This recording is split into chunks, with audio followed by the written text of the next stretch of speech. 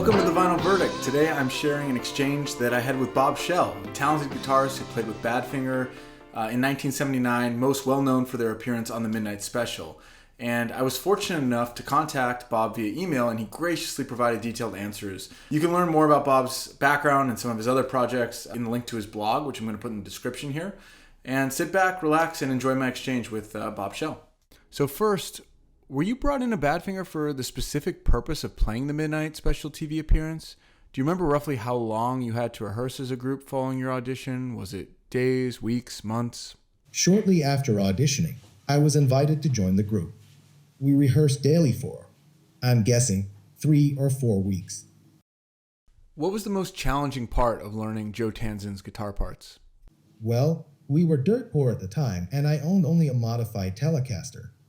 The greatest challenge was emulating, especially on searing, soaring passages Joe's rich, highly energized Les Paul sound on the Airwaves recording.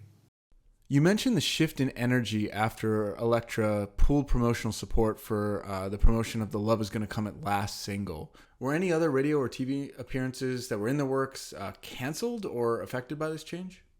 None that I was made aware of. You expressed a similar sentiment to Bob Jackson's 1974 comment that the band should have included the earlier hits in the set list. Do you recall rehearsing any of the classic Badfinger songs during your time together?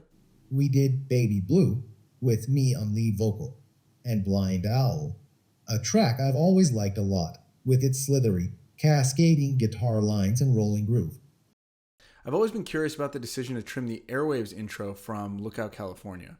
Even during the subsequent tour, they did a medley with Rock and Roll Contract. Was the Airwaves intro ever rehearsed and abandoned, or was it never intended to be performed?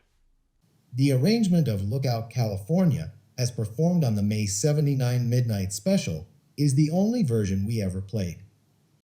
Joey has talked about not playing Love Is Gonna Come at Last live much in his solo years because of the challenge of singing and playing the slide part. I noticed him fiddling with the amp during the solo on the Midnight Special. He also does this on Lookout California. Do you remember any challenges around his coordinating the slide part with vocals? Joey had George Harrison's slide technique down cold, so I'm a bit surprised to hear that. One of the first questions they asked when I tried out was, "Do you play slide?" And for some time, that's how we rehearsed Love Is Gonna Come at Last with me on slide.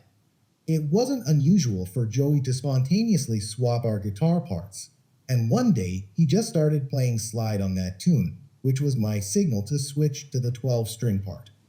As far as coordinating slide while singing, part of the beauty of the arrangement in Love Is Gonna Come at Last is that the slide is like another voice singing in turn with the vocalist, not distracting or competing with them. That said, I'm aware of absolutely no challenges, great or small, that Joey Mullen ever faced with a guitar in his hands. I really like the Badfinger Moon logo featuring the band's name from the show. Do you recall if the band had any role in creating this logo, or was it designed exclusively by the production team? I'm sorry, I have no idea. After the Midnight Show TV appearance in May, they appeared on American Bandstand just 2 weeks later, and then they toured from June to September 1979 with just Joey on guitar. Was there any talk of an upcoming tour at the time, and had you been approached for any of these, given that you had already learned many of the songs? We ended our association after our Midnight Special appearance.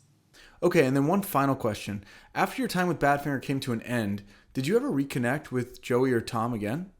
No, we went our separate ways. Some more separate than others.